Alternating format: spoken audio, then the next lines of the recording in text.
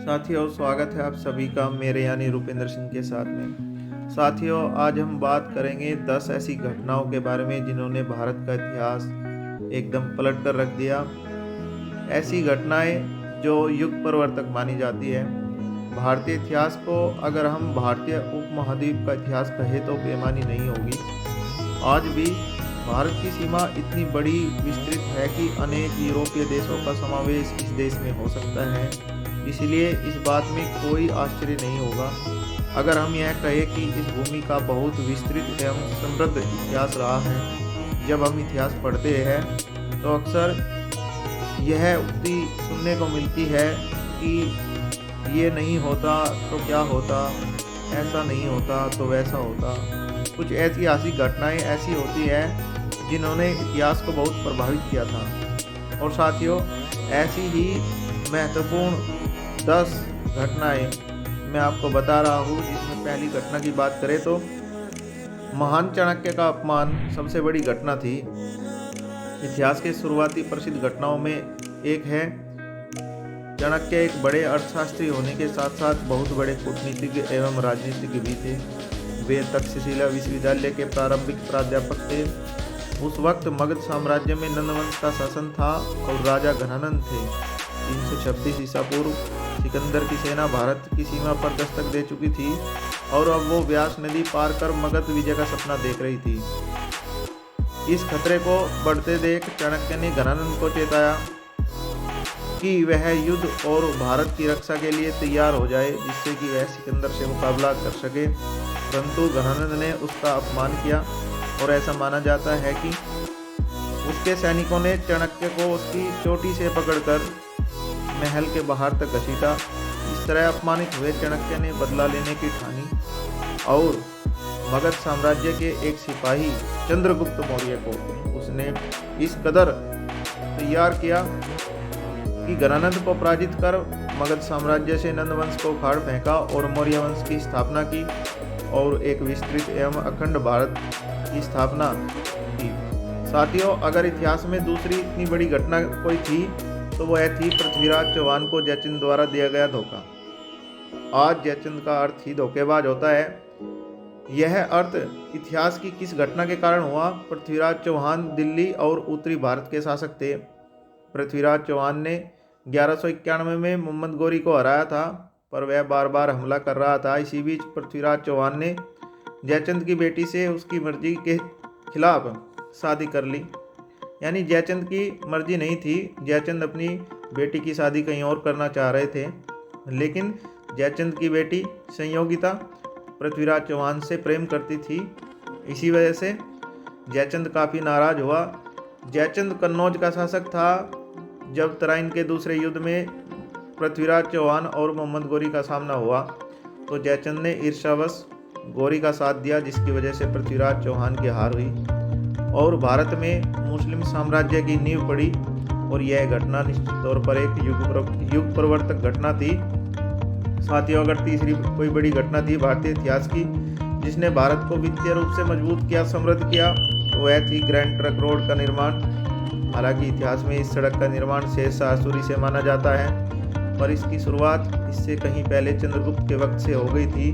उसने अपने समय में व्यापारिक उद्देश्यों के लिए सड़कों का निर्माण कराया था, जिसका आगे भी धीरे धीरे विस्तार होता गया। शेरशाह सूरी से पहले एक बड़ी सड़क उत्तरापथ और दक्षिणापथ थी, हमें इतिहास में जिसका वर्णन मिलता है 16वीं सदी में। जब शेरशाह सूरी आया तो उसने इसी सड़क का पुनर्निर्माण कराया। इसे सड़के आजम कहा। उनके बाद मुगलों ने इस सड़क को काबुल तक तथा बंगाल में चिटगांव तक विस्तार कराया। इस सड़क ने व्यापारिक दृष्टि से भारत को बहुत फायदा किया। साथ ही साथ यह आने वाले वक्त में युद्ध के लिए भी बहुत बड़ा उपयोगी सिद्ध हुआ। अगर चौथी बड़ी घटना की बात करें तो साथियों, दूसरे पानीपत के युद्ध में हेमू की हार। हेमू दिल्ली का आखिरी हिंदू शासक था। मुगल काल में हुमायूं के बाद शासक बने अकबर अभी इतने बड़े नहीं हुए थे कि वह युद्ध आदि कर सके। अतः बैरम खां के संरक्षण में यह युद्ध लड़ा गया। 5 नवंबर 1556 को हेमू और अकबर के बीच पानीपत का दूसरा युद्ध हुआ। हेमू की सेना अधिक थी, उसके तोप भी बेहतर थे। अतः यह जाहिर था कि जीत तो हेमू की होनी है। लेकिन युद्ध के दौरान अकबर की सेना की तरफ से भारी तीरों की बारिश की गई। दुर्भाग्यवश एक तीर हेमू की आंख में लगा, जिसकी वजह से वह बेहोश हो गया। वह लड़ाई में गिरने लगा, जिसे देखकर उसकी सेना में भगदड़ मच गई और वह भाग खड़ी हुई। हेमू को गिरफ्तार किया गया और उसको मृत्युदंड दिया गया। इस प्रकार भारत में मुगल शासक मजबूत हो गए और भारत में मुगल साम्राज्य अगले 700-800 साल तक चला। साथियों, अगर हम बात करेंगे नेक्स्ट बड़ी घटना जिसने भारत के इतिहास को प्रभावित किया, भारत के इतिहास को बदला, वह घटना थी वास्को डी गामा द्वारा भारत तक समुद्री मार्ग की खोज। वास्को डी गामा की खोज ने भारत के लिए यूरोप के दरवाजे खोल दिए और यूरोप के लिए भारत के दरवाजे खोल दिए। तो भारत के लिए रास्ता 1498 वास्को डी गामा का भारत आना भी भारत के इतिहास में महत्वपूर्ण घटना थी। इससे पहले यूरोप के लिए भारत तक आने के लिए समुद्री का रास्ता ज्ञात नहीं था। इस रास्ते की वजह से भारत और यूरोप के मध्य व्यापार की शुरुआत हो गई। भारत में उन्हें सस्ते दामों में मसाले के साथ साथ कॉटन आदि मिले। इसी वजह से पुर्तगाल के राजा मैनुअल ने 1502 में वास्को डी गामा के और भारत की यात्राओं का भार उठाने का निश्चय किया। 1524 में पुर्तगाल के राजा जॉन तृतीय ने उसे भारत में पुर्तगाल का वायसराय नियुक्त कर दिया। यह सब भारत में यूरोपीय उपनिवेशवाद की शुरुआती घटनाओं में से एक थी और एक तरह से भारत के जो आगामी 200 साल 400 साल गुजरे, वो जैसा भी टाइम गुजरा उसका एक निर्णायक मोड़ था। नेक्स्ट देखेंगे छठी बड़ी घटना कौन सी थी। तो प्लासी के युद्ध में सिराजुद्दौला की हार छठी बड़ी घटना के रूप में हमने चिन्हित की है। तो प्लासी के युद्ध में हुई थी सिराजुद्दौला की हार। प्लासी का युद्ध एक ऐसा युद्ध माना जाता है जिससे कि ब्रिटिश साम्राज्य की भारत में नींव पड़ी। इसके बाद कंपनी के हाथ में बंगाल के दीवानी मामले आ गए थे। प्लासी के युद्ध में हार की सबसे बड़ी वजह मीर जाफर का अंग्रेजों का साथ देना और सिराजुद्दौला की हार के बाद बंगाल पर मीर जाफर का कठपुतली शासक बनकर बैठना था। साथियों, यह एक अपने आप में बहुत बड़ी घटना थी जिसने अंग्रेजों को भारत में मजबूत किया। सातवीं बड़ी घटना की बात करें तो यूरोप में अचानक भारतीय कपास की बड़ी मांग को सातवीं बड़ी घटना माना जाता है। 1840 ईस्वी में अमेरिका में कपास की खेती में भारी कमी आई।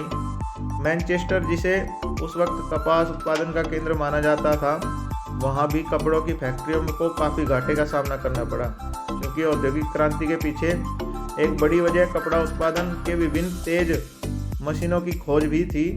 अतः इस क्षेत्र में मंदी आने से यूरोप क्षेत्र में मंदी के आसार थे। इस वजह से सभी औपनिवेशिक राष्ट्र अपने उपनिवेशों में कपास की खेती पर जोर देने लगे।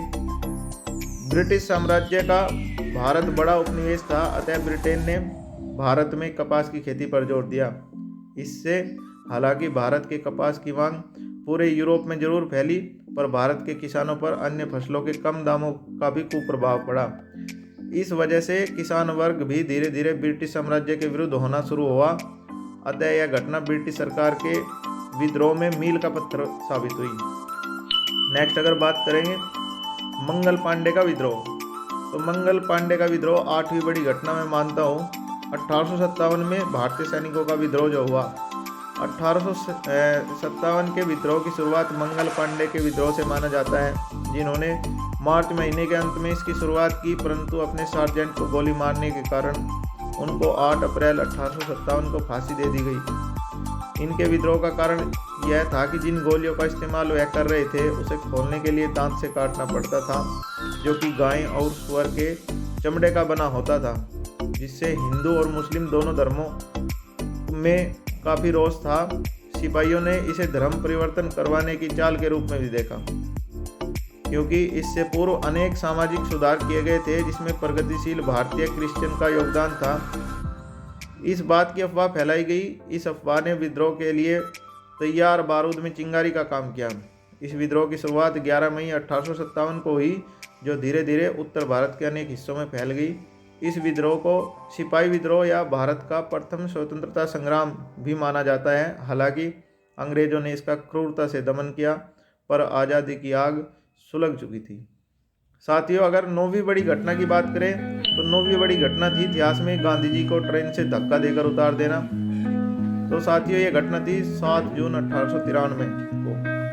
गांधी जी दक्षिण अफ्रीका में ट्रेन की यात्रा कर रहे थे, तो इसी बीच कुछ अंग्रेजों ने वहाँ पर उनके साथ में ये बदतमीजी की थी। 7 जून 1893 का दिन भारतीय और अफ्रीका के इतिहास में ऐतिहासिक दृष्टि से बहुत महत्वपूर्ण है। इस दिन पीटर्सबर्ग स्टेशन पर महात्मा गांधी को, जो उस समय के तक मोहनदास करमचंद गांधी थे और जो केवल एक एडवोकेट थे, उन्हें धक्का देकर स्टेशन से उतार दिया गया था। इस घटना की मुख्य वजह थी उनका गोरा न होना। अफ्रीका में उन दिनों रंगभेद की नीति अपने चरम पर थी। गैर सफेद चमड़ी वालों को प्रथम श्रेणी में यात्रा करने की मनाही थी। इस वजह से गांधी जी को अपमानित होना पड़ा। इस घटना के बाद गांधी जी ने वहाँ रंगभेद की नीति के खिलाफ संघर्ष शुरू किया और जब भारत लौटे तो वहाँ की स्थिति भी कुछ ज़्यादा अलग नहीं थी। इस प्रकार एक घटना ने दो देशों के इतिहास में अपना नाम दर्ज कराया और इसके बाद में गांधी जी ने अपने मूवमेंट स्टार्ट कर दिए और एक बड़े नेता के रूप में उभरे और अफ्रीका तथा भारत को आज़ादी दिलाने में महत्वपूर्ण भूमिका निभाई।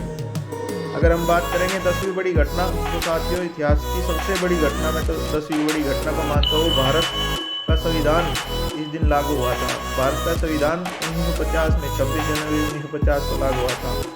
आखिरी और सबसे महत्वपूर्ण घटना यह थी कि भारत का संविधान लागू किया गया। यह एक घटना नहीं वरन एक नए युग का उद्घोष था। आज भारत संप्रभु राष्ट्र बन गया। भारत का संविधान विश्व के सबसे सुंदर संविधानों में से एक माना जाता है।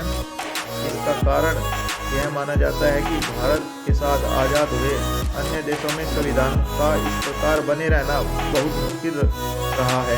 हमारे पास घाना और पाकिस्तान का उदाहरण है।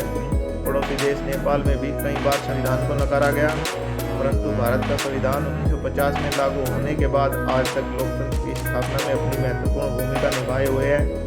भारतीय संविधान न केवल अपने वक्त के अनुसार सही था, वरन इसमें भविष्य के लिए भी गुंजाइश को छोड़ा गया। तो साथियों ये थी 10 बड़ी महत्वपूर्ण रोचक घटनाएं जिन्होंने भारतीय इतिहास को बदल दिया और ये घटनाएं भारतीय इतिहास में युग परिवर्तक सिद्ध हुई। साथियों ऐसी ही अच्छी वीडियो के साथ आप हमारे साथ बने रहे और जुड़े रहे, तो हम नई नई वीडियो आपको देते रहेंगे। तो अगर आपको ये वीडियो अच्छी लगी तो शेयर सब्सक्राइब करना न भूलिएगा।